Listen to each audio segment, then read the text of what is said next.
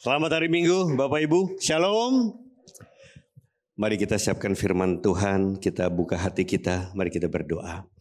Bapa di surga, kami datang dengan hati yang haus dan lapar akan Tuhan. Kami rindu mengalami Tuhan pagi ini, dan kami siapkan hati kami. Kami buka hati kami seluas-luasnya. Berbicaralah Tuhan secara pribadi kepada setiap kami, karena Engkau mengenal kami lebih bahkan dari siapapun di dunia ini. Engkau mau Tuhan menyampaikan hati-Mu kepada kami. Tuhan, berbicaralah Tuhan. Nasihati, tegur kami, singkapkan segala yang terselubung, tersembunyi bagi kami. Supaya hidup kami diubahkan, dipulihkan, disembuhkan. Dan kami boleh mengalami satu terobosan Tuhan di awal tahun ini Tuhan. Di dalam nama Tuhan Yesus Kristus. Mari kita yang siap sama-sama katakan amin. Ya Bapak Ibu, sekali lagi di dalam gereja kita tahunan kita itu mulai dari Februari sampai ke Januari ya. Jadi di Februari ini kita masuk dalam fokus tahun 2026 kita. Kita tetap one to another ya, dimuridkan untuk memuridkan, tetapi kita punya subtema yang berbeda yaitu growing deeper together. Ya, kita mau bertumbuh lebih dalam bersama-sama. Katakan sebelahnya, growing deeper together. Ya, jadi kita mau lebih dalam lagi ya, mau bertumbuh lebih lagi bersama-sama. Dan di bulan Februari ini, tema bulan ini adalah rooted in God's love, berakar dalam kasih Tuhan ya. Nah, ini bulan kasih sayang. Di bulan ini ada stop bullying tadi, kita mau sama-sama setiap keluarga, khususnya kita yang punya anak ya, atau yang oma opa punya cucu, anak-anak kita, cucu kita rentan sekali terhadap serangan ya, baik lewat sosmed, lewat Tuhan pergaulan yang salah, dibully ya. Dan mungkin kita semua para orang tua pernah dibully ya di masa kecil kita. Dan banyak yang trauma, banyak yang luka, bahkan berdampak sampai tua ya. Itu jadi problem besar. Kalau bullyingnya lebih lagi ya, sampai ke pelecehan dan segala macam, itu bahaya sekali Bapak Ibu. Oleh sebab itu mari kita boleh menjadi orang tua atau opa-oma yang bertanggung jawab juga ya, buat keluarga kita datang ya.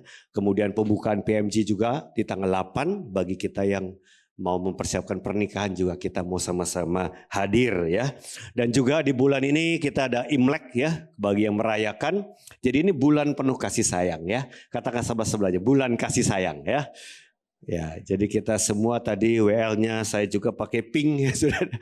Oke. Nah, kita akan mari membaca bersama-sama dan kita akan bahas 3 ayat ini dalam khotbah ini. Efesus pasal 3 ayat 17, 18, 19. Mari baca bersama. 2, 3. Sehingga oleh imanmu Kristus diam di dalam hatimu dan kamu berakar serta berdasar di dalam kasih.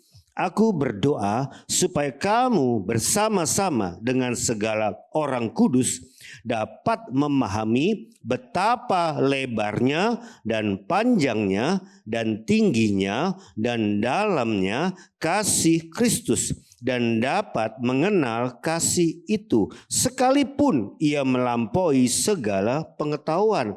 Aku berdoa supaya kamu dipenuhi di dalam seluruh kepenuhan Allah.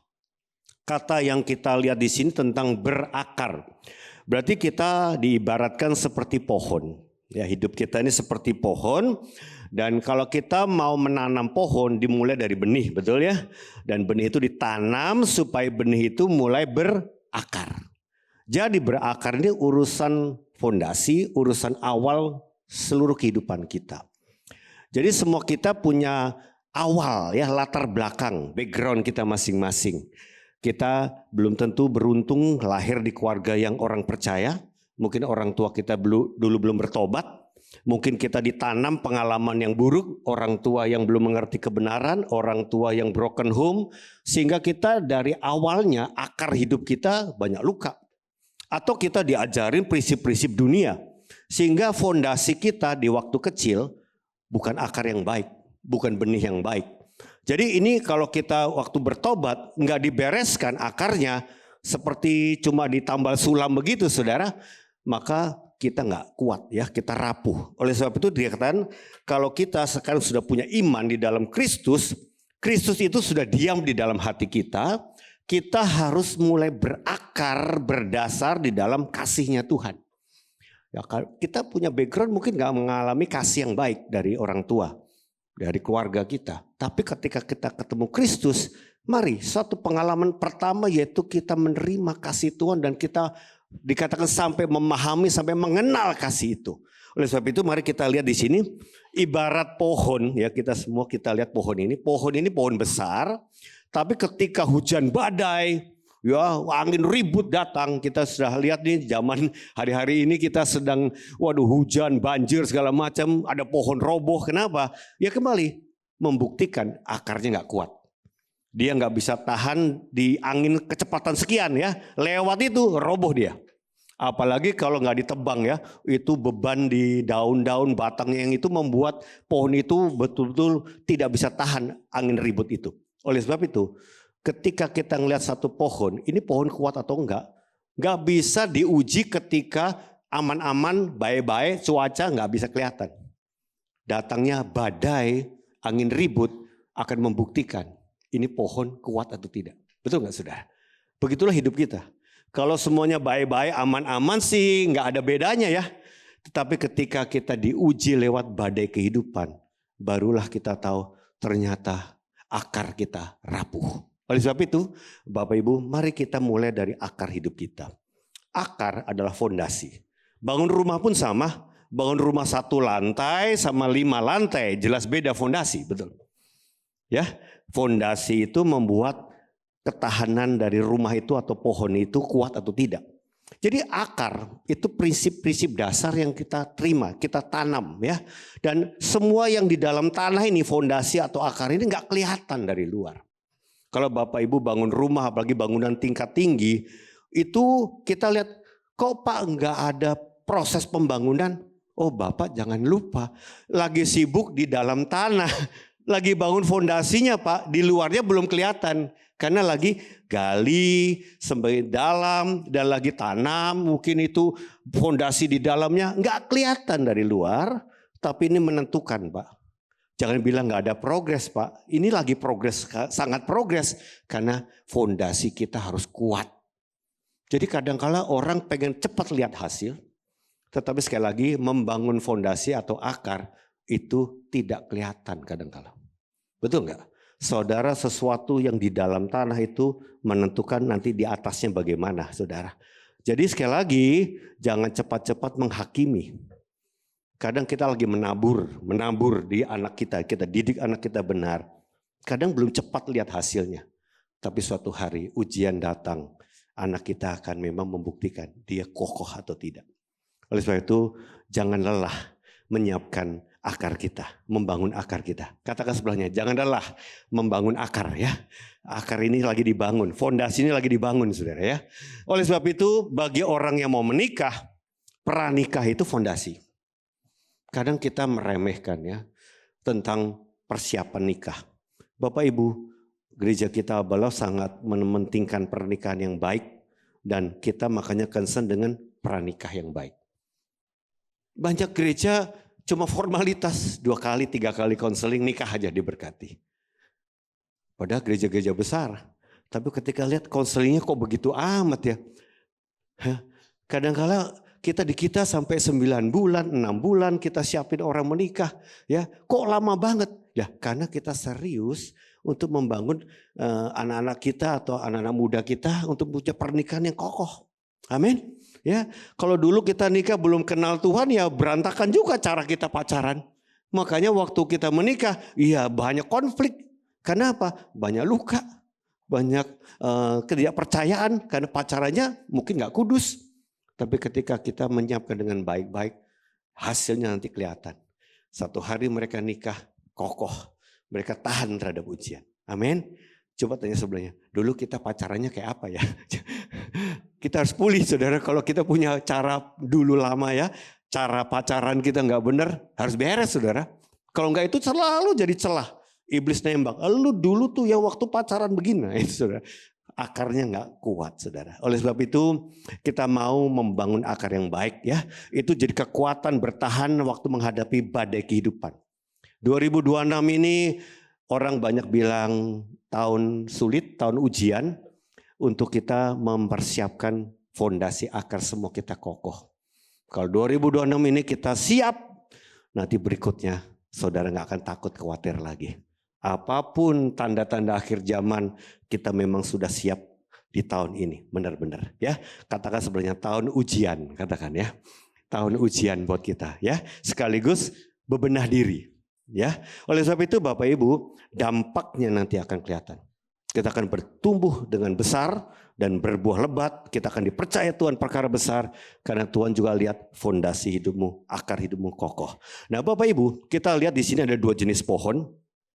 Ya, pohon yang kiri adalah punya fondasi yang tanahnya kering, tanah berbatu-batu. Ya, dan fondasi dari tanah yang sebelah kanan akarnya itu dalam sekali karena tanahnya subur. Waktu di awal-awal lagi bertumbuh, kita enggak bisa bedakan. Sama-sama kelihatannya oke-oke aja ya. Kadang-kala kita bisa ngelihat orang, wah ini baru bertobat, sungguh-sungguh cinta Tuhan, oke, nggak ada masalah. Tapi lambat atau cepat kita akan lihat, ini orang fondasi hidupnya kokoh atau tidak. Ya, lambat atau cepat ketika yang sebelah kiri itu mentok ketemu tanah itu, ketemu batu, dia nggak dapatkan sumber makanan dari tanah itu, dia mulai kering. Tapi ketika tanah yang di sebelah kanan subur, dia akan makin dalam, makin dalam, makin dalam, karena dia akan bertumbuh makin tinggi, makin besar. Waktu akan membuktikan. Betul Bapak Ibu? Kadang-kala kita terlalu cepat menilai, ya, ini orang hamba Tuhan hebat, ini gereja hebat. Waktu akan membuktikan. Oleh sebab itu, mari kita akan siapkan diri. Nomor 1, jangan sampai kita punya hidupnya akarnya dangkal. Ya, akar yang dangkal pasti menghasilkan iman yang rapuh. Apa buktinya? Orang-orang yang hidupnya mengandalkan penilaian pengakuan manusia. Kalau kita punya prinsip hidup, ukuran keberhargaanmu dari pandangan manusia, maka engkau punya akar yang dangkal. Engkau akan mudah dibully. Engkau akan mudah diserang, betul nggak saudara? Iblis akan pakai orang-orang di sekitar kita untuk mencari kelemahan kita dan membuli kita. Akibatnya apa? Kita hancur hidupnya, down. Ya, bahkan kita, sekali lagi anak-anak kita kecil ini nggak aman, rentan terhadap bully. Dan bukan cuma di sekolah yang non Kristen, di sekolah Kristen pun sama aja. Kita nggak bisa cegah. Ya, keluarga-keluarga yang punya anaknya dari keluarga broken home ada di sekitar anak kita juga. Dan mungkin mereka luka dan mereka bisa bully anak kita. Jadi sekali lagi kalau anak kita nggak dididik dari kecil, nah harga dirimu bukan karena penerimaan teman, bukan karena pengakuan teman, tapi karena Tuhan yang menyelamatkan kamu, nak. Dia goyang sudah, dibully sudah. Oleh sebab itu jangan sampai engkau hidup mengandalkan penilaian manusia. Di dalam dunia sekuler kita dididik apa? Kamu dihargai kalau kamu mencapai target, betul nggak? Kamu mencapai omset, kamu mencapai satu prestasi, baru dihargai, betul nggak? Kalau kamu nggak mencapai, ya di kantor pun dibully, saudara. Ya, di pergaulan sama supervisornya dibully, saudara. Ini kamu karyawan kok ketinggalan terus. Yang lain udah mencapai, kamu belum capai-capai target. Dibully, saudara. Itulah dunia, saudara. Ukurannya ya ukuran target-target dunia pasti ya. Keuntungan, status, dan segala macam. Jadi sekali lagi, kita di dunia ditanam prinsip-prinsip dunia yang membangun akar yang dangkal. Makanya kalau kita nggak percaya Tuhan dan nggak bertobat dengan dasar firman, kita bisa kepengaruh, saudara. Hati-hati, saudara. Makanya mari kita semua para business owner, para pimpinan-pimpinan perusahaan, kita pun dalam bisnis, dalam perusahaan kita didiknya bukan nilai dunia. Orang akan berprestasi baik kalau dia sudah pulih, betul nggak, saudara? Kalau dia sudah kalami Tuhan, otomatis dia pun akan menghasilkan perkara-perkara yang luar biasa di dalam hidupnya. Menjadi excellent, betul nggak, saudara? Tapi bukan itu yang jadi ukurannya. Ukurannya pasti kamu harus benar sama Tuhan. Punya prinsip yang kuat begitu. Oleh sebab itu sekali lagi jangan sampai kita hidupnya bergantung sama jabatan, status dunia menjadi ukuran keberhargaan. Oleh sebab itu Bapak Ibu, banyak orang di gereja pun melayani, berbuat baik karena untuk dikasihi manusia. Saya mau tanya sama Bapak Ibu, kalau Bapak Ibu melayani Tuhan atau berbuat baik sama orang untuk dikasihi orang, untuk diterima orang, untuk dipuji orang, ini berbahaya nggak saudara? Bapak Ibu bisa jamin nggak Bapak Ibu berbuat baik sama orang, orang itu bisa membalas, menghargai Bapak Ibu? Dijamin bisa begitu? Enggak. Kita berbuat baik, belum tentu orang itu tahu menghargai kita juga, betul nggak? Tapi bukan berarti kita nggak berbuat baik, betul nggak? Tapi kalau berbuat baik motivasinya itu, dan akhirnya nggak menerima balas budi atau timbal balik yang setara, kecewa lah. Saya udah tolongin dia loh Pak, saya sudah bantuin dia loh Pak. Kok saya nggak dihargai sama dia, bahkan difitnah. Kecewa apa sih? Kenapa? Karena kita mengandalkan penerimaan orang, penghargaan dari manusia, betul nggak saudara? Oleh sebab itu berbuat baik dengan motivasi begitu ya nggak tulus sebetulnya. Itu yang membuat kita rentan sekali. Makanya model kita ini jadi orang yang lemah, lelah, labil. Waduh itu udah 3L saudara ya. Mau ditambahin lagi boleh? Lemah, lelah, labil. Labil itu apa? Baperan. Apalagi? Loyo, layu. Silahkan lanjutin. Tanya sebelahnya, 3L, 5L tergantung ukuran baju ya. Kalau 2XL. Saudara ya. Jadi kita ini jadi orang yang baperan. Banyak kita di gereja kadang-kadang, aduh Pak saya nggak berani nasihati dia Pak. Apalagi negur Pak. Orangnya baperan. Senggol sebelahnya. Saya ngerti yang dimaksud Pak Budi siapa. Katakan sebelahnya coba. Baperan Pak. Aduh. Padahal itu nasihat yang baik loh. Tapi saya nggak berani Pak ngomong. Pasti tersinggung. Gampang waduh nanti keluar komsel. Akhirnya PKS-nya jadi gembala yang manis-manis aja. Lihat anggota komsel nggak bener, dia nggak berani negur. Akibatnya apa? Makan dalam, stres PKS-nya. Coba lihat model PKS yang stres yang model begini sudah. Tahu yang benar tapi nggak bisa kasih tahu. Ya hancur di dalam kita.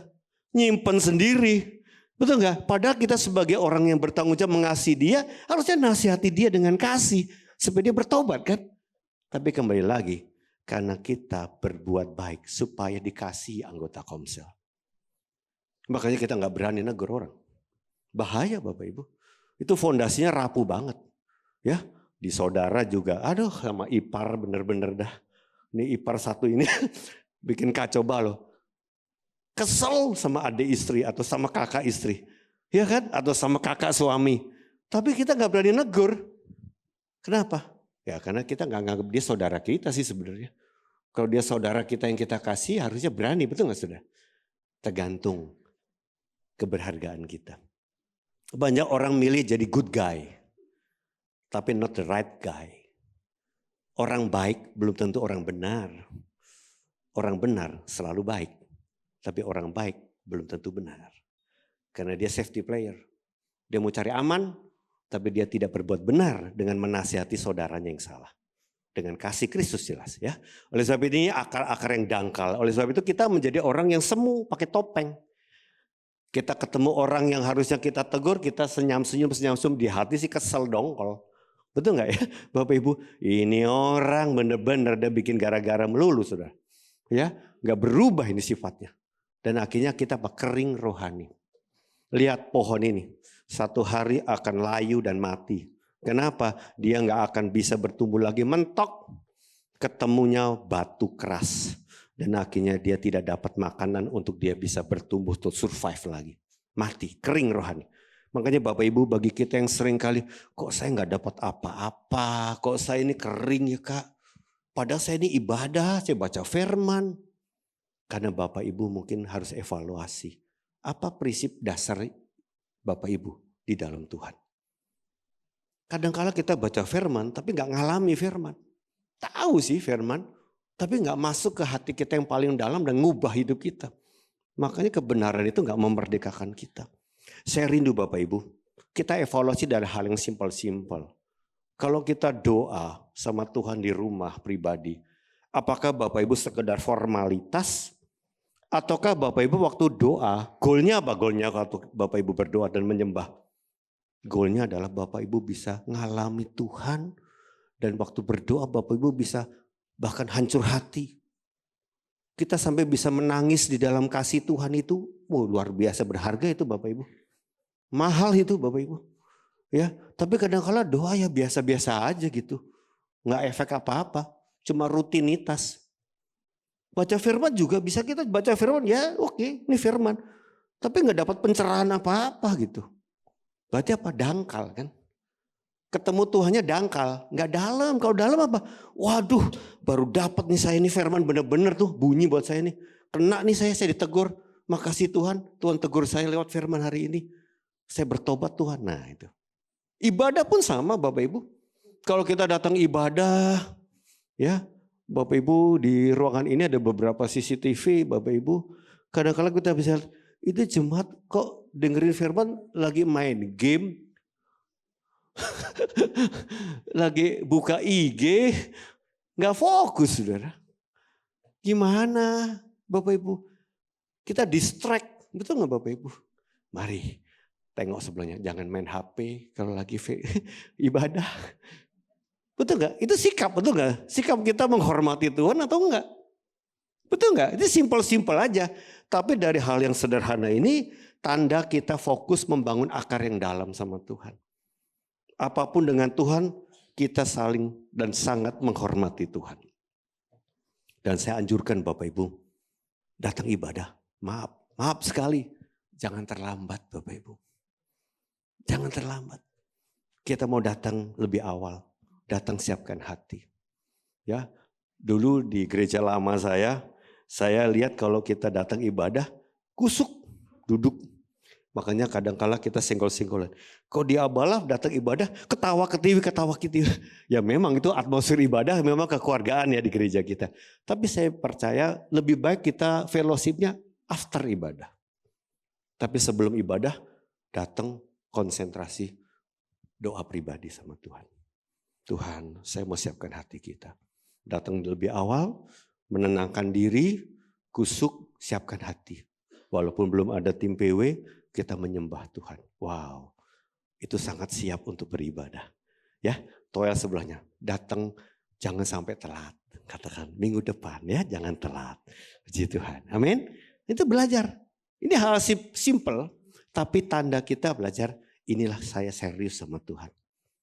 Mau ibadah pribadi, mau ibadah korporat, saya mau belajar membangun akar yang dalam, bukan yang dangkal. Oleh sebab itu Bapak Ibu, yang akar yang dalam itu seperti dikatakan kita mau berakar berdasar di dalam kasih.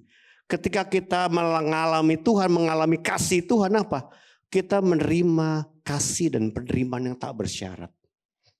Tuhan ampuni kita, Tuhan mengasihi kita tanpa syarat Bapak Ibu. Dia telah mati di kayu salib. Padahal kita jadi pemberontak yang melawan Tuhan, tapi dia tetap datang dan mati di kayu salib buat kita semua. Jadi kita diampuni, diterima sebagai anaknya. Identitas kita ini anak Allah. Waktu kita dibully, bahkan orang tua kita berkata, kamu nih bukan anak papa kalau begini. Kalau kamu nakal terus, papa gak malu ngakuin kamu anak. Waduh, kita ditolak saudara. Dari kecil kita terima kata-kata yang menolak, merendahkan kita dari kemarahan demi kemarahan orang tua kita. Makanya waktu kita jadi pribadi yang bertumbuh dewasa, rentan sekali. Kalau bos kita nggak menghargai kita, wah terluka. Teman kita nggak menerima kita apa adanya, terluka. Luka itu dari kecil kita bawa. Tapi waktu ngalami Tuhan, Tuhan tuh terima saya apa adanya. Tuhan terima saya sebagai anaknya. Dan status anak gak berubah. Walaupun anak kita nakal kan tetap anak. Bukan karena ada syaratnya baru jadi anak. Betul gak saudara? Bapak Ibu menerima anak Bapak Ibu bukan karena S dan K berlaku. Betul kan? Kan gak pakai syarat dan ketentuan jadi anak. Anak itu karena saya lahirkan dia Pak, kata ibunya. Dia anak saya. Mau dia nakal kayak, mau dia bener kayak, tetap anak Pak. Tapi saya mau mengasihi dia apa adanya. Tapi kalau kita diterima dengan bersyarat, waduh bahaya Bapak Ibu, kita begitu labil. Makanya kalau kita pun akhirnya berbuat baik, karena kita memang sudah menerima kasih Tuhan. Makanya kalau di dalamnya sudah ada kasih, alirkanlah yang di dalam itu bisa keluar mengasihi orang lain. Itu pasti wajar. Bukan karena kita supaya diterima orang, karena saya sudah terima Pak, dari Tuhan sendiri. Makanya saya gak butuh penerimaan dari siapapun, termasuk pasangan hidup kita. Begitu rentan waktu kita sama pasangan hidup kita, sama suami sama istri. Suami kita cuek Pak. Istri kita sibuk sendiri Pak. Akibatnya Pak, suaminya luka, istrinya luka. Kenapa? Syaratnya tidak terpenuhi. Hati-hati saudara. Begitu rentannya kita. Oleh sebab itu Bapak Ibu, ketika pohon ini berakar dalam, dia akan kuat bertahan menghadapi badai. Badai akan membuktikan semuanya. Amin. Ya, kalau Bapak Ibu nggak ada badai, nggak kelihatan sekali lagi. Dan Bapak Ibu berakar dalam, Bapak Ibu tidak akan takut sama tantangan badai apapun. Pohon itu akan kokoh berdiri. Makanya menjadi orang yang berakar dalam, orang itu tidak akan malu tentang dirinya. Kalau Bapak Ibu mengalami kasih Tuhan, Bapak Ibu pulih, Bapak Ibu jadi pribadi yang apa adanya. Bapak Ibu nggak perlu pakai topeng. Makanya Bapak Ibu, kita nggak selalu jadi sempurna baru jadi apa adanya. Belajarlah dari kelemahan kita, kita mau datang mengaku sama pemurid kita, sama PKS kita, doain saya dong. Saya lagi down, saya butuh didoakan, saya butuh dilayani. Wah, itu awal membangun akar yang dalam. Karena Bapak Ibu nggak mau akarnya dangkal. Tolong saya Pak, saya lagi krisis sama istri, lagi ada masalah serius. Istri saya bahkan minta cerai, doakan saya Pak. Wow. Bapak Ibu lebih ingat momen-momen Bapak Ibu dirayakan wedding anniversary atau momen-momen Bapak Ibu mau cerai dilayani sama konselor atau pemurid Bapak Ibu. Lebih ingat mana Bapak Ibu? Peristiwa-peristiwa yang happy atau peristiwa-peristiwa yang krisis? Coba tanya sebelahnya. Kalau ingat pengalaman hidup lebih memorable, lebih ingat yang mana? Memang di Instagram kita nggak pernah kita posting lagi mau cerai sama istri di posting. Tapi lagi dirayakan birthday-nya bukan. Lagi dirayakan di restoran, di foto, di posting. Betul ya? Tapi lagi KDRT nggak bakal diposting saudara. Malu. Sesuatu yang akar itu memang hidden. Tapi di situ waktu dilayani, didoain, lagi nangis-nangisan, lagi berantem. Itu momen gak pernah bisa lupa. Hari itu saya mengampuni suami saya. Hari itu saya bertobat dan balik ke istri saya. Itu momen-momen berharga banget saudara. Kalau enggak mah lewat itu saya. Pernikahan saya bisa hancur Pak. Tapi ada orang yang datang. Pemurid yang datang. Melayani kami. Dan kami boleh dipulihkan Pak. Nah itu gak pernah lupa Bapak Ibu. Makanya hari ini badai itu yang membuktikan siapa kita. Sahabat terbaik bukan cuma datang di acara birthday atau anniversary kita. Sahabat terbaik datang di masa-masa kritis hidup kita. Betul nggak Bapak Ibu? Mereka ada di sebelah kita. Mau temani kita, nangis bersama kita. Mahal itu saudara. Kalau mau ketawa mah orang mau semua. Siapa yang nggak mau diundang makan? Betul nggak? Mau dirayakan senang-senang, semua mau. Tapi mau menemani kita di masa-masa sulit, nggak semua mau Bapak Ibu. Gua aja udah repot, nemenin lu yang lebih repot.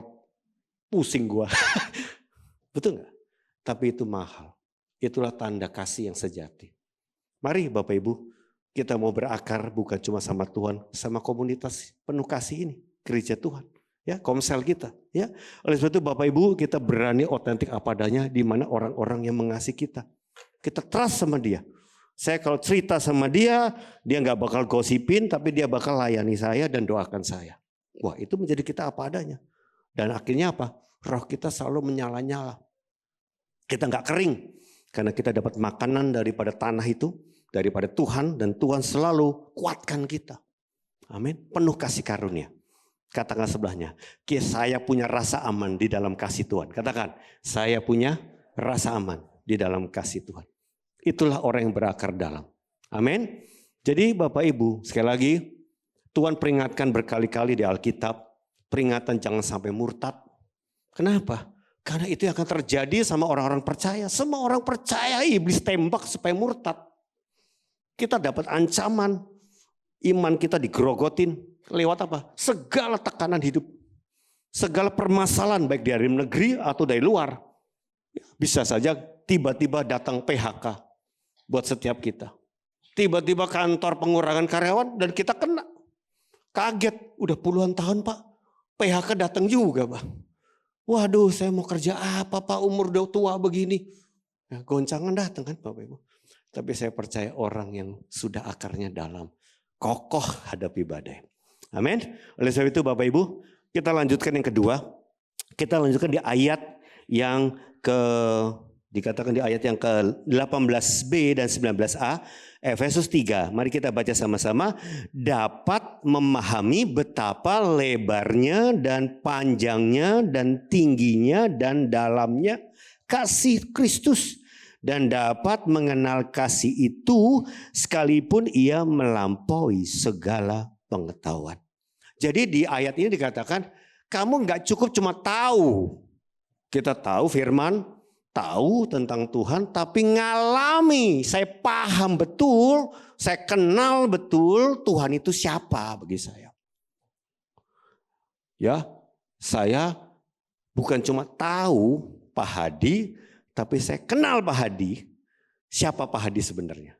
Itu beda hubungan, betul gak? Saya tahu Pak Prabowo, tapi saya gak kenal sebenarnya hatinya seperti apa. Karena gak kenal pribadi, tahu aja. Dari news, dari berita, ya tahu Pak Prabowo. Ya banyak inilah, banyak orang bilang ini itu. Tapi saya gak kenal seperti pribadinya siapa dia. Karena kita gak ada hubungan spesial. Tapi kalau orang-orang yang kita kenal di Komsel, saya sudah layani dia, saya tahu betul, kenal betul dia. Itu beda. Makanya dengan Kristus ini seperti apa? Gak bakal orang bisa tahu ketika itu ada masa-masa yang enak, masa badai. Bapak Ibu perhatikan burung ini.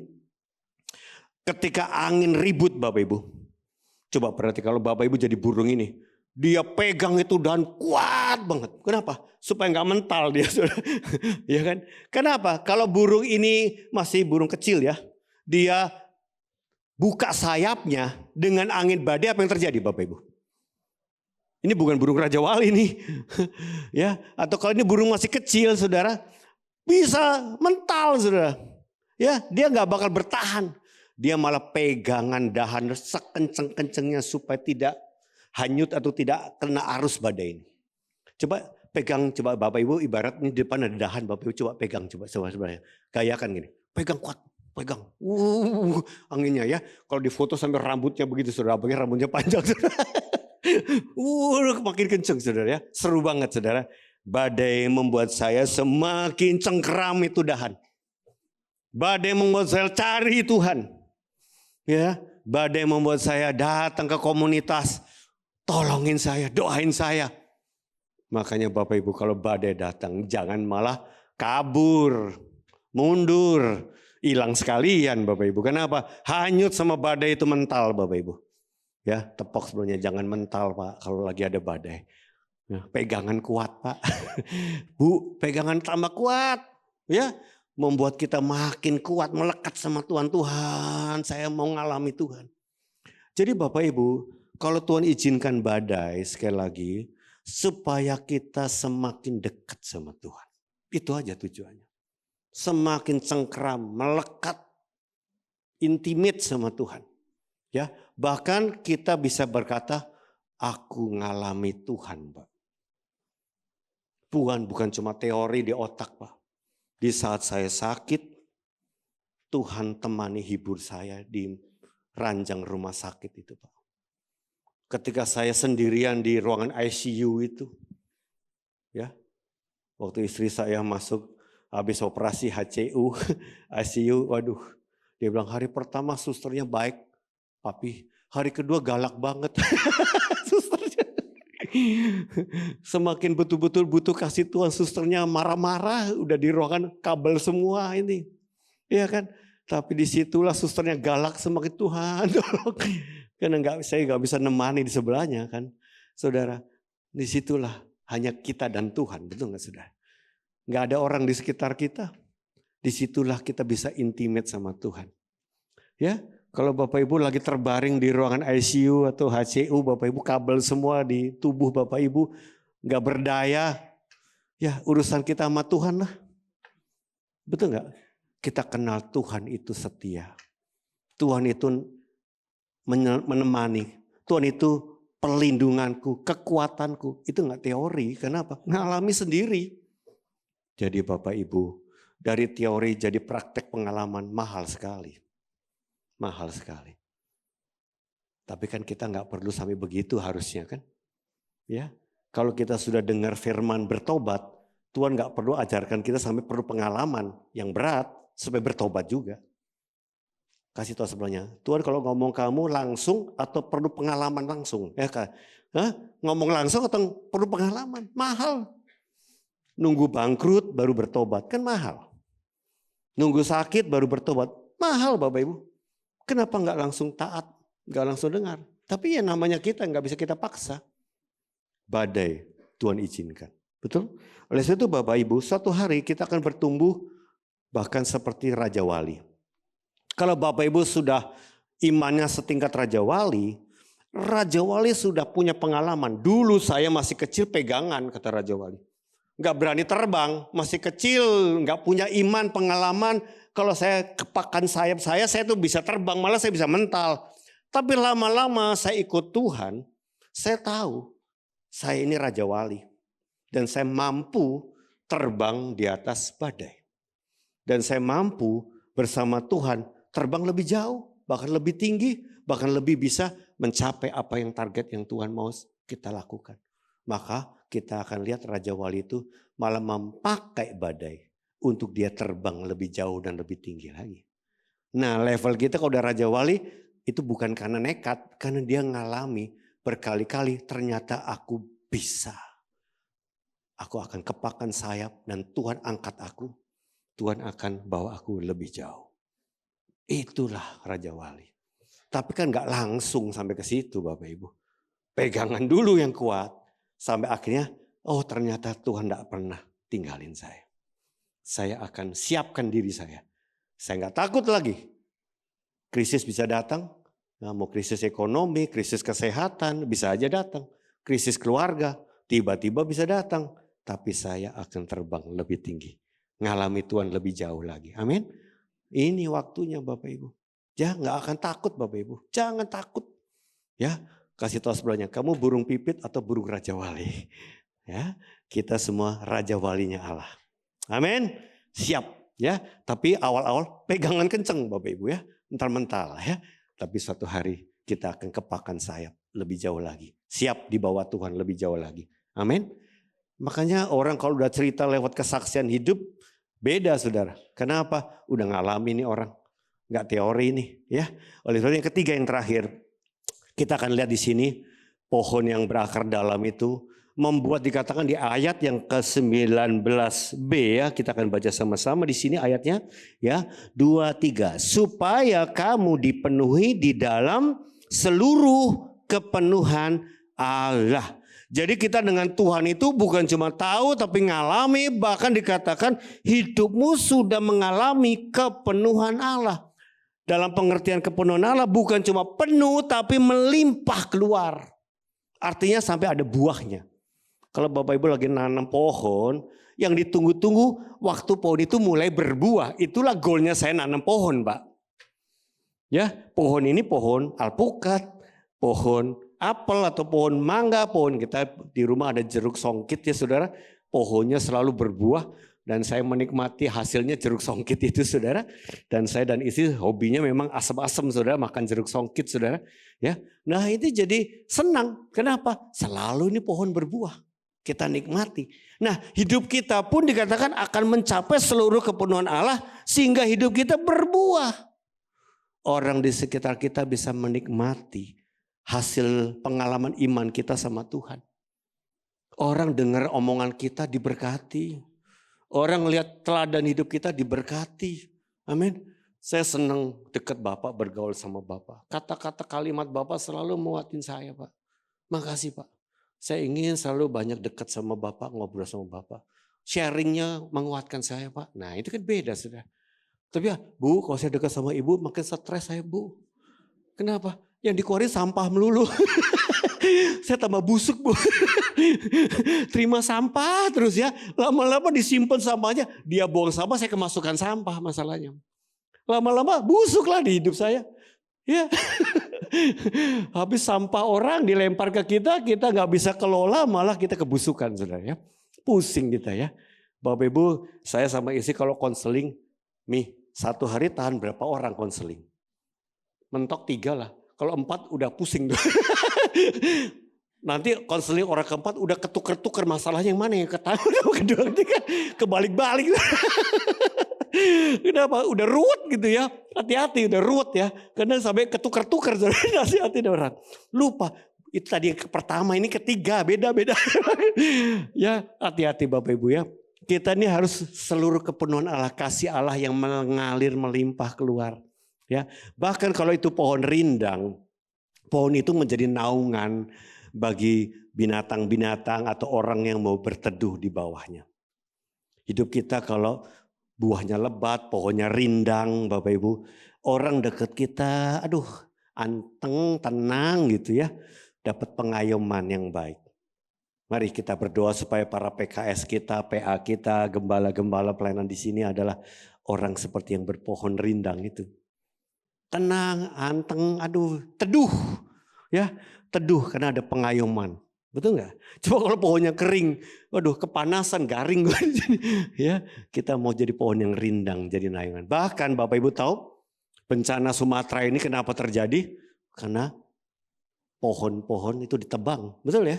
Akhirnya apa? Iya, akar yang harusnya membuat pohon itu mengkuatkan tanah dan akhirnya air nggak bisa jadi banjir bencana ini, banjir bandang. Jadi apa? Akar-akar yang kuat ini menjadi kekuatan alam. Sehingga air ditahan lewat pohon-pohon ini. Makanya jangan sampai ditebang semua, pasti bencana Bapak Ibu. Akar kita yang dalam menahan semua bencana hidup, kehancuran hidup. Itu bencana. Kita tidak akan ada bencana ketika kita punya akar yang dalam. Artinya bencana ada tapi tidak membawa dampak kehancuran buat kita. Bagi yang tidak bertahan hancur. Tapi kita yang kuat kita akan bertahan bahkan menjadi berkat. Ya, kasih Tuhan bahkan seperti mata air melimpah, penuh tuh melimpah bahkan. Melimpah mata air yang gak pernah habisnya. Kita bahkan bisa kuat mengalirkan kasih. Kenapa? Mata air gak pernah habis Bapak Ibu. Gak pernah kering. Amin. Kalau kita intimate sama Tuhan, ngalami kasih Tuhan, selalu ada aja pengalaman iman yang bisa dibagikan ke orang. Selalu ya, kalau ngelihat ada orang, ya sekali lagi Bapak Ibu, kalau Bapak Ibu sudah ngalami Tuhan, Bapak Ibu ngelihat orang yang sedang bermasalah, pandangannya pasti beda. Kalau Bapak Ibu kering ngelihat orang masalah, aduh bete gue aja udah bete sama diri gue, ngelihat orang itu tambah bete gue. Susah lah ngobrol sama dia, bukannya tambah terhibur, tambah pusing. Tapi ketika Bapak Ibu pulih, penuh kasih Tuhan, ngelihat orang bermasalah, yuk kita doain dia yuk. Yuk kita besuk dia yuk. Ayo kita tolongin dia.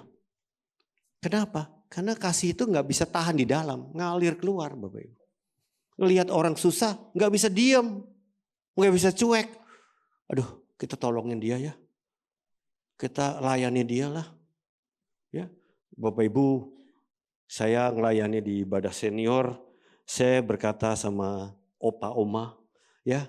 Di gereja kita ada oma-oma, opa-opa yang on fire. Ya, walaupun tua tapi besuknya kuat. Ya, waktu kemarin saya melayani di Pluit juga di ibadah Mandarin, kebanyakan para senior. Saya bilang, ini opa-omanya bagaimana? Waduh Pak, waktu banjir kemarin opa-oma yang paling duluan besuk. Wih, hebat banget saya bilang. Mereka ke gang-gang yang banjir, datengin kenapa? Ada penggeraknya, ada motornya. Waduh, walaupun sudah fisiknya lemah, tapi semangatnya menyala-nyala. Kenapa? Ngalami Tuhan, kasih Tuhan, amin. Padahal bagi opa oma ya aman-aman di rumah aja, betul kan? Tapi malah banjir-banjir diterjang saudara, luar biasa. Tepok sebelahnya, lu kan belum opa, lu kan belum oma. Kalau Pak Jali udah opa ya, sama Ibu Francis sudah oma ya. Saya belum ya, doakan ya. Ada yang udah punya cucu kan, ya. Tapi kita semua nggak boleh jadi lemah walaupun usia bertambah Bapak Ibu. Kenapa?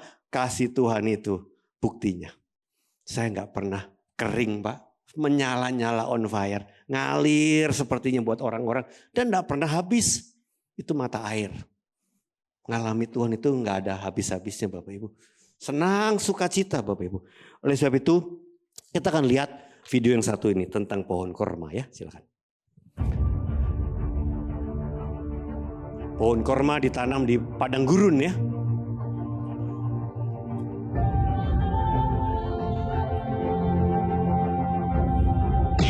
Jadi justru dikasih batu di atas. Supaya dia tidak bertumbuh ke atas dulu, tapi dia konsentrasi berakar dalam ke bawah. Akhirnya dia makin kuat, dia bisa tembus batu itu. Atau dia singkirkan batu itu.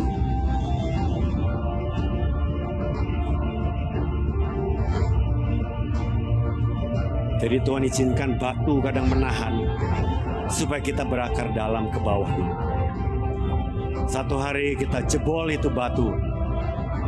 Karena kita udah siap bertumbuh ke atas. Amin. Amin. Ya, jadi Bapak Ibu tahu di gurun pasir air itu sangat-sangat dalam, air tanah. Ya, beda sama tanah subur. Air tanahnya begitu dekat.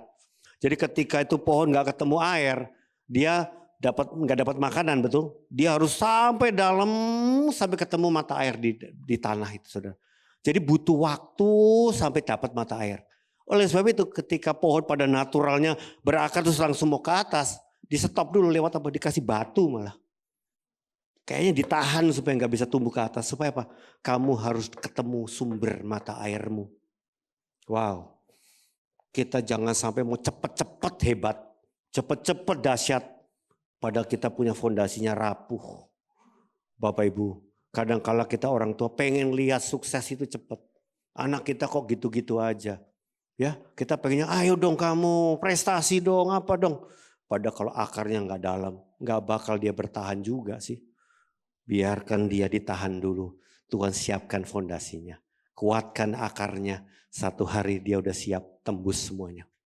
Bapak Ibu, waktu akan membuktikan. Jangan buru-buru. Jangan cepat-cepat. Akarnya harus kuat dulu. Amin. Ya, kalau kita muridkan orang juga kadang-kadang ada proses-proses lagi berakar. Nggak sabar juga sih. Oh kok masih nggak ada kelihatan hasil. Tenang, tenang. Dia lagi diberesin Tuhan fondasinya. Yang belum beres dipulihin Tuhan. Satu hari dia akan siap tembus ke atas. Bahkan jadi pohon korma yang menghasilkan buah korma yang dinikmati banyak orang. Bahkan jadi oasis. Kalau Bapak Ibu di padang gurun ada oasis ya. Tempat ada mata airnya, ada pohon-pohon korma aja yang bisa bertahan. Gak ada pohon lain. Disitulah orang bisa berteduh. Oleh sebab itu Bapak Ibu yang terakhir kita bisa lihat di sini. Kalau Bapak Ibu sekarang akarnya dangkal. Apa yang dilakukan si tukang kebun sama pohon yang tanah pasir ini. Ada dua cara. Yang pertama ya dia harus beresin itu tanah batu-batu itu. Digali tanahnya, dibuang batunya. Apa? Batu-batu itu apa artinya? Batu kesombongan diberesin, batu ketakutan, batu kepahitan, semua mesti diberesin dulu. Banyak orang yang banyak batunya, ya makanya batu ginjal, batu empedu kan betul. Ya, macam-macam batu ya. Kasih tahu sebenarnya pernah koleksi batu nggak dalam tubuh kita ya? Batu empedu ada, batu ginjal ada ya. Nah itu batu-batunya banyak nih, diberesin Tuhan dulu ya, supaya sehat tanahnya, betul ya. Baru dipindah atau ditanam lagi untuk subur, betul ya. Tapi Bapak Ibu tahu ketika Bapak Ibu harus dipindahin, dicabutkan itu pohon. Berarti akarnya terekspos kelihatan. Memang ketika Tuhan pulihin kita, Tuhan kadang-kadang seperti bongkar hidup kita. Kelihatan semua jeleknya. Nih akarnya jelek nih, akarnya kecil nih. Kelihatan sama semua orang. Tapi ditanam ulang di tanah yang subur. Suatu hari kita akan berakar makin kuat dan bertumbuh makin besar. Amin. Jangan malu Bapak Ibu. Krisis akan mengekspos siapa kita. Badai yang membuat kita kelihatan apa adanya kita. Tapi itu proses yang wajib dilewati. Dan kita akan ditanam ulang di tanah yang subur.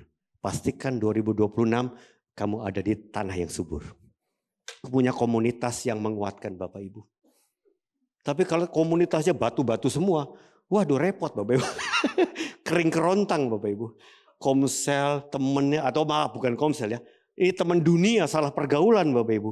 Kacau balau. Makanya jangan sampai salah pergaulan Bapak Ibu ya. Teman kan bukan cuma di komsel ya. Kita punya teman bisnis, punya teman, ada satu teman saya. Aduh Pak ini jemaat. Pak saya itu ada di satu komsel, bukan komsel, WhatsApp group. Teman-teman badminton saya. Ini beneran ya teman-teman badminton. Tapi problemnya ada satu nih. Kepala sukunya nih. Adminnya teman badminton. Hobinya apa? Kirim gambar porno terus Pak. Kacau ini. Saya bilang, waduh kalau masih begitu keluar aja dah dari grup itu. Ini bukan komunitas yang benar ini. Ya, Bapak Ibu bisa, ini Bapak ya, cemar ini. Kenapa? Ini malah kepalanya model begini nih, cemarin anggota. Ini saudara main badmintonnya nggak ada masalah ya. Tapi kirim-kirim gambar pornonya itu yang masalah Bapak Ibu. Namanya orang dunia semua kan. Carilah pergaulan yang baik ya. Tepok sebelahnya jangan salah pergaulan ya. Nanti bisa batu-batu tadi ya. Kering kita, habis. Dan yang terakhir, Bapak Ibu, kita mau lihat sama-sama ke pohon redwood atau pohon sequoia. Bapak Ibu tahu pohon sequoia? Pohon redwood itu pohon tertinggi di dunia. Ya, di Amerika ini pohon, Bapak Ibu bisa tahu setinggi apa? Saya kasih ilustrasi aja. Ini benar. Setinggi Menara Monas. Pohon setinggi Monas, bisa bayangin? Tingginya minta ampun. Bisa roboh nggak? Nggak roboh. Kenapa? Karena akarnya itu pohon sequoia itu ngikat satu sama yang lain. Jadi di akar bawah tanahnya itu ngikat semua itu Bapak. Jadi dia kuat bukan cuma dalam tapi diikat sama akar-akar pohon lain. Wah itu fondasi kokoh banget Bapak Ibu. Artinya apa? Di ayat yang ke-18a dikatakan aku berdoa kata Paulus supaya kamu bersama-sama dengan segala orang kudus. Artinya kita punya pergaulan yang baik. Komunitas yang baik, kita saling mengikat dan kita nggak sendirian. Akhirnya kita kuat bersama-sama, growing deeper together.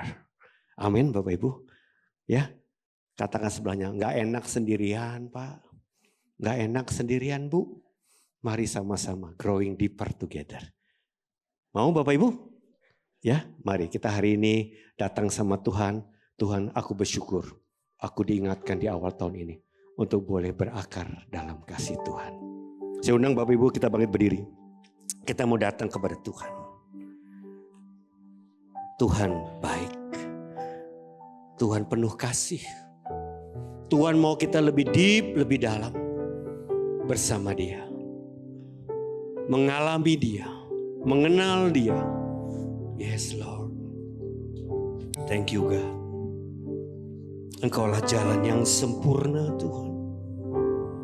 Engkaulah jalan yang sempurna, janji-Mu murni bagai emas perak, perisai perlindungan, keselamatan. Engkaulah jalan, Engkaulah jalan kebenaran, dalam kasih-Mu ada kehidupan, penolong yang setia di dalam kesesakan.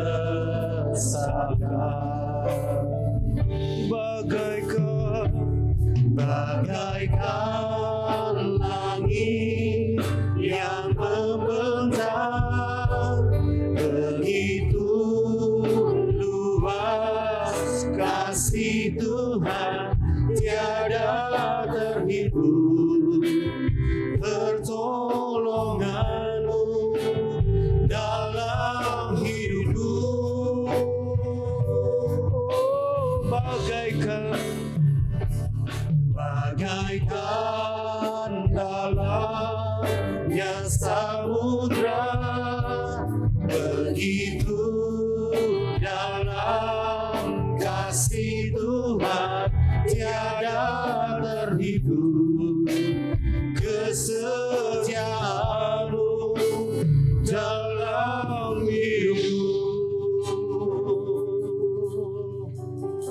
Mari Bapak Ibu yang terkasih, kita datang dengan membuka hati kita. Tuhan, uji saya. Apakah selama ini saya memiliki akar yang dangkal atau akar yang dalam dengan Tuhan? Ingat masa-masa sulit yang pernah dialami dalam hidup Bapak Ibu. Masa-masa berat, masa-masa krisis. Kita ingat kejadian demi kejadian itu. Apakah akar kita dangkal? Sehingga waktu itu kita reaktif, kita marah, kecewa, kita menyalahkan Tuhan, menyalahkan suami, menyalahkan istri, menyalahkan teman komsel, menyalahkan pemimpin, menyalahkan saudara. Kita nggak bisa menerima kejadian itu. Atau justru kita waktu itu akar yang dalam, kita mencari Tuhan, kita melekat tambah cengkeram Tuhan, lebih deep sama Tuhan. Mari ini waktu-waktunya Tuhan mau bicara sama kita. Badai yang akan membuktikan apakah engkau benar akarnya dalam atau tidak. Kesulitan hidup yang akan membuktikan siapakah kita yang sebenarnya dan siapakah Tuhan bagi kita. Sejauh mana kita kenal Tuhan Yesus. Yesus Tuhan penyelamatku, Yesus Tuhan penolongku. Itu bukan cuma teori di mulut, tapi saya alami, Pak. Tuhan itu penolong saya di masa-masa saya sakit. Tuhan temani saya, tolong saya di masa-masa sulit, di mana orang-orang terdekat tinggalin saya. Tapi saya dekat sama Tuhan dan saya ngalami Tuhan. Saya tidak gugur imannya. Saya tidak kepahitan sama orang-orang yang tinggalin saya. Saya cari Tuhan dan menemukan kasih Tuhan. Mari Bapak Ibu, kalau engkau ditegur Tuhan pagi ini, taruh tangan di dadamu. Tuhan, saya sadar kalau akar saya masih dangkal. Saya sadar kalau Tuhan saya kadang gak bertahan di badai kehidupan saya. Saya reaktif, saya kecewa, saya marah. Ampuni saya mau bertobat. Kasih sayang Tuhan tak berkesudahan dalam hidup saya. Kasih sayang Tuhan senantiasa menyertai saya. Saya mau lebih deep mengalami Tuhan, lebih dalam mengalami Tuhan. Di awal tahun ini, di bulan Februari ini Tuhan, saya benar-benar mau deep mengalami Tuhan. Saya mau lebih dekat sama Tuhan tanpa syarat. Walaupun keadaan tidak baik-baik, itu justru waktunya saya mencari lebih dalam kasih Tuhan. Saya mau ambil waktu teduh, tenang dengan Tuhan secara pribadi. Di mana keadaan di sekitar saya tidak mendukung saya. Keuangan yang sulit, fisik yang sedang sakit, keluarga yang memfitnah saya. Teman-teman komsel kadang-kala mungkin ada juga yang menggesek saya. Tapi saya mau deep kenal Tuhan saya. Bukan cuma di pengetahuan saya, tapi saya mengalami di hati saya. Mengalami sendiri Tuhan itu siapa bagi saya. Makasih Tuhan. Mari ambil waktu-waktu pribadimu dengan Tuhan. Tenang sendirian dengan Tuhan. Disitulah Tuhan mau berbicara kepada Bapak Ibu. Di tengah segala kekacauan yang terjadi, Bapak Ibu tetap tenang. Cengkeram Tuhan itu kuat berakar dalam di tanah yang baik, tanahnya Tuhan. Thank you God, thank you Jesus. Tuhan, aku juga gak bisa sendiri. Berikan aku sahabat-sahabat di gereja ini. Teman-teman komunitasku, jadikan itu sahabatku. Aku mau dekat, percaya, trust, punya rasa aman, saling mengcover, saling menolong, saling melindungi satu dengan yang lain. Sehingga aku tidak sendirian, seperti akar yang saling terikat satu dengan yang lain. Itu menjadi aku kokoh Tuhan. Thank you God. Aku tidak bisa independen. Aku tidak bisa sendirian. Aku tidak bisa mengandalkan diriku sendiri. Yes Lord. Mari saudara. Kalau kau ingat teman-teman yang ada di gereja ini. Teman komsel, PKSmu, PA-mu. jadikan mereka sahabatmu. Datangi mereka, lebih deep bicara dengan mereka. Kau akan menemukan keluarga rohani. Kau menemukan sahabat sejati. Mari kita belajar, saling support. Masa-masa krisis bisa datang, kapan saja. Baik secara pribadi maupun secara nasional, secara bangsa-bangsa. Bisa saja itu terjadi, diizinkan Tuhan. Tetapi kita makin kuat di dalam Tuhan. Makin dalam dengan Tuhan. Thank you God. Berkati umat-Mu Bapa. Kami meneguhkan komitmen kami pagi ini dengan melakukan perjamuan kudus bersama Engkau ya Tuhan. Mari Bapak Ibu siapkan roti dan anggur yang sudah diberikan. Yes Lord Jesus Christ. Boleh baca ayat yang ada di hosti Bapak Ibu. Thank you God. Tidak kebetulan Bapak Ibu menerima hosti yang ada di tangan Bapak Ibu. Renungkan singkat apa yang tadi ditulis tadi di hosti ini dan kita mau terima komitmen kita dengan Tuhan. Yes Lord, thank you God. Sekali lagi perjamuan kudus ini hanya bagi kita yang sudah lahir baru. Bagi kita yang sudah bertobat dan percaya Kristus. Karena ini adalah salah satu sakramen suci yang ada di dalam gereja Tuhan. Kita tidak boleh sembarangan melakukan perjamuan kudus. Hanya bagi orang yang punya iman percaya kepada Kristus saja yang boleh melakukannya. Mari bila engkau sudah lahir baru, kau dilayakkan untuk boleh datang sehidangan dengan Tuhan. Angkat hosti di tangan kanan kita. Kalau Tuhan tegur engkau, akui dan bertobatlah. Tuhan, aku bertobat. Kalau aku masih simpen sakit hati kepada orang lain, aku bertobat. Aku bertobat Tuhan. Kalau aku masih keras dan terluka kepada seseorang, aku bertobat dan mengampuni dia. Layakkan aku, kuduskan aku. Lewat darah-Mu Tuhan. Lewat tubuh Kristus. Lewat hosti ini kami percaya kami sudah disatukan dengan tubuh Kristus. Menjadi bagian bersama dengan sesama orang percaya di dalam tubuh Kristus. Untuk saling mengasihi, saling menolong, saling menopang. Di dalam tubuh Kristus. Kami tidak boleh berdosa kepada tubuh dengan melakukan sakit hati ataupun kenajisan kepada sesama tubuh Kristus. Dan kami boleh bertobat, dilayakkan menjadi satu tubuh.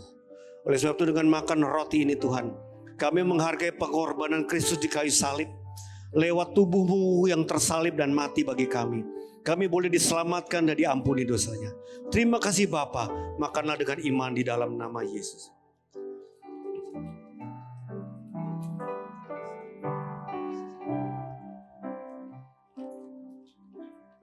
Mari kita angkat anggur di tangan kanan kita. Inilah darah Kristus. Tuhan, darah-Mu tercurah di Golgota. 2000 tahun yang lampau untuk mengampuni dosa seluruh umat manusia. Dan bagi yang percaya Tuhan akan diampuni, ditebus dosanya. Hukuman dosa yang harusnya kami terima ditanggung oleh Engkau. Kami sudah dibebaskan, dibenarkan menjadi anak-Mu ya Bapa. Darah-Mu yang melayakkan kami. Kalau kami sering tertuduh, kami bertobat dan kami boleh menerima pengampunan Tuhan. Dan kami juga boleh menerima juga kasih Tuhan yang mengampuni orang lain yang melakukan yang tidak baik kepada kami. Kuduskan hati kami. Darah-Mu sucikan kami, murnikan kami Bapa. Mari kita semua datang kepada Tuhan. Hormatilah Tuhan. Darahnya yang mahal tercurah bagi kita. Begitu luar biasa, domba yang sempurna, korban yang sempurna. Itu yang diberikan Tuhan bagi kita. Kita berharga menjadi anaknya. Terima kasih Bapa. Kita minum dengan iman di dalam nama Yesus. Thank you God, thank you Jesus. Bagaikan langit yang membentang, begitu luas kasih Tuhan tiada terhitung. Pertolongan-Mu dalam hidup, betapa Tuhan bagaikan dalamnya samudra,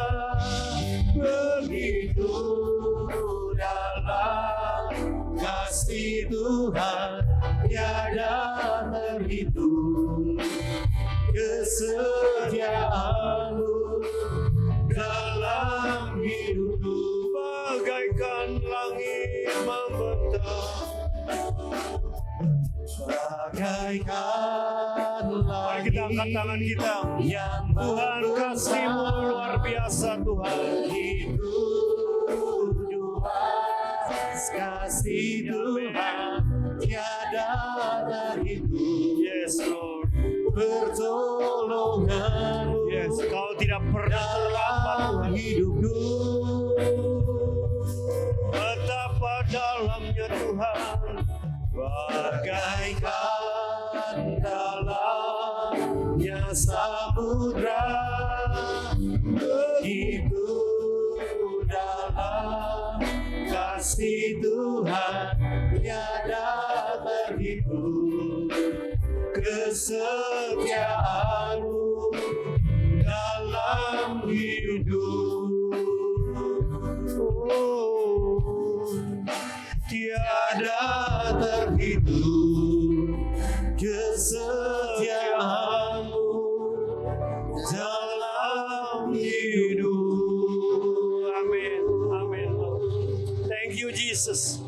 Kami mau setia karena Engkau setia bagi kami. Tidak akan membuat kami undur dari Engkau. Bahkan kami boleh Tuhan setia bertahan bersama-sama dengan orang kudus, sesama keluarga rohani kami di dalam gereja Tuhan di tempat ini. Menghadapi tantangan hidup apapun, kami bersama-sama dikuatkan ya Bapa. Terima kasih Bapa. Kami mau growing deeper together, bertambah dalam, bertumbuh dalam bersama-sama. Meteraikan firman-Mu Bapa menjadi awal yang luar biasa bagi kami di Februari ini Bapa. Kami boleh menjadi berkat di bulan kasih sayang ini bersama keluarga yang terkasih, istri, suami, anak-anak kami. Bahkan kalau yang merayakan Imlek ketika kami berjumpa di keluarga besar, kami boleh jadi berkat.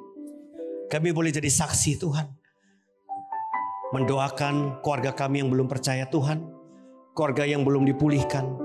Izinkan kami boleh menjadi alat-Mu ketika berjumpa dengan keluarga, bersaksi menceritakan kasih Tuhan bagi mereka. Berkati pasangan-pasangan yang akan masuk di pranikah. Siapkan mereka di awal supaya mereka benar-benar punya pernikahan yang kokoh. Kami memberkati semua anak muda, anak-anak kami yang sedang menjalin hubungan dengan calon suami, calon istri. Mereka boleh hidup kudus di dalam Tuhan. Punya pranikah yang murni, suci, kudus Tuhan. Sehingga kelak mereka diberkati dengan iman sukacita yang luar biasa Bapa. Terima kasih ya Bapa. Berkati setiap keluarga yang ada di gereja-Mu Tuhan. Mari Bapak Ibu bagi yang sudah mempersiapkan persembahan, angkat tanganmu. Baik yang membawa amplop atau yang transfer, kita datang mengangkat tangan kepada Tuhan. Tuhan, tanda kasih kami kepada Tuhan, salah satunya kami memberikan yang terbaik dari hati kami. Persepuluhan kami, investasi iman kami, ucapan syukur kami, tanda kasih kami kepada Tuhan dan rumah Tuhan di tempat ini Bapa. Memberkati gereja Tuhan di tempat ini supaya bertumbuh berkembang bagi kemuliaan nama Tuhan. Kami memberi dengan penuh sukacita Bapa. Pulanglah jemaat Tuhan dengan kasih Tuhan yang melimpah-limpah, kasih Bapa yang tak berkesudahan, kasih Yesus yang tanpa syarat melimpah di hati kamu, dan juga kuasa Roh Kudus memberkati menyertai engkau. Kemanapun engkau pergi, Tuhan lindungi, Tuhan sertai, menjadi saksi dan berkat bagi siapapun. Di dalam nama Yesus kita semua yang percaya katakan amin. Happy Sunday, God bless you.